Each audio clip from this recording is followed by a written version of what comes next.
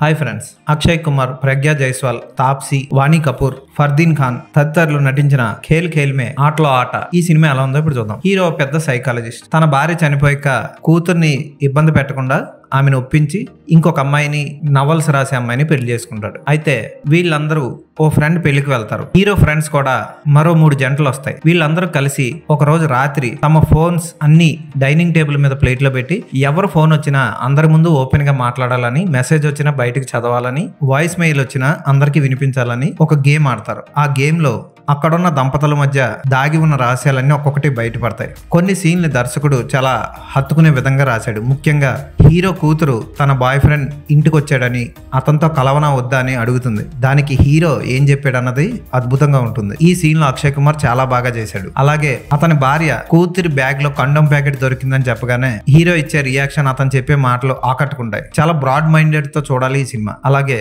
ఒక గే ఎలా నలుగురిలో కలవలేకుండా ఫీల్ అవుతాడు. అలాగే ఒక పంజాబీ సింగ్ తన భార్యకి తెలియకుండా ఫోన్ ని మార్చేస్తాడు. మరొక భార్య భర్తని ట్రాకింగ్ చేస్తూ అతని కార్కి ట్రాకర్ పెడుతుంది. అలాగే భార్యకి తెలియకుండా జాబ్ లో నిలదొక్కుకోవడం కోసం లేడీ బాస్ కి లొంగిపోతాడు మరొకడు. ఇలా అందరూ తమ జీవితంలో చేసిన తప్పులన్నీ ఒకేసారి బయట పెట్టుకుంటారు. అన్ని సమస్యలు తొలగిపోవాలంటే అందరూ ఓపెన్ గా ఉండాలి. ఓపెన్ అయిన తర్వాత అవతల వాళ్ళు ఇష్టపడితే యాక్సెప్ట్ చేయొచ్చు, లేకపోతే లేదు అన్నది కూడా దర్శకుడు డిస్కస్ చేస్తాడు. ఫోటోగ్రఫీ బాగుంటుంది, బ్యాక్గ్రౌండ్ మ్యూజిక్ బాగుంటుంది. ఉన్న 1-2 పాటలు పర్వాలేదు అనిపిస్తాయి అంతే. కాకపోతే హాలీవుడ్ సినిమాలు నైవ్స్ అవుట్ ఆ టైప్ లో ఉంటది ఈ సినిమా కూడా.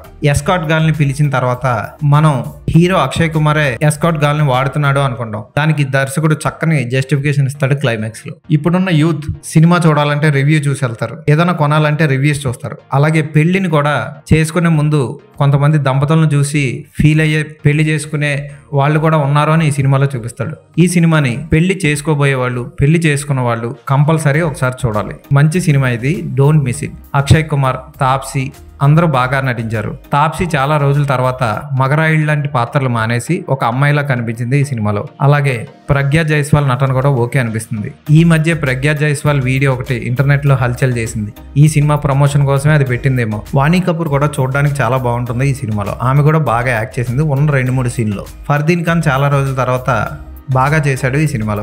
మిగిలిన సర్దార్జీ, ప్రజ్ఞా జైస్వాల్ భర్త అందరూ కూడా బాగా యాక్ట్ చేశారు. దర్శకుడు ఇటువంటి సబ్జెక్ట్ని ఎన్నుకోవడం అభినందించదగ్గ విషయం. కాకపోతే ఇంకొంచెం స్పీడ్గా ఈ సినిమాని తీసుంటే బాగుంది. కొన్ని అనవసర సన్నివేశాలు సాగదీతో అక్కడక్కడ ఇబ్బంది పెట్టిన మంచి సబ్జెక్ట్తో ఈ సినిమా నిర్మించబడింది. ఈ సినిమాకి నేను ఇచ్చే రేటింగ్ 3.5/5. కుటుంబంతో కలిసి చూడండి, కుటుంబంతో కలిసి చూడకండి. భార్య భర్తలు, కపుల్స్, లవర్స్ మాత్రం చూడండి. ఈ సినిమాకి నేను ఇచ్చే రేటింగ్ 3.5/5.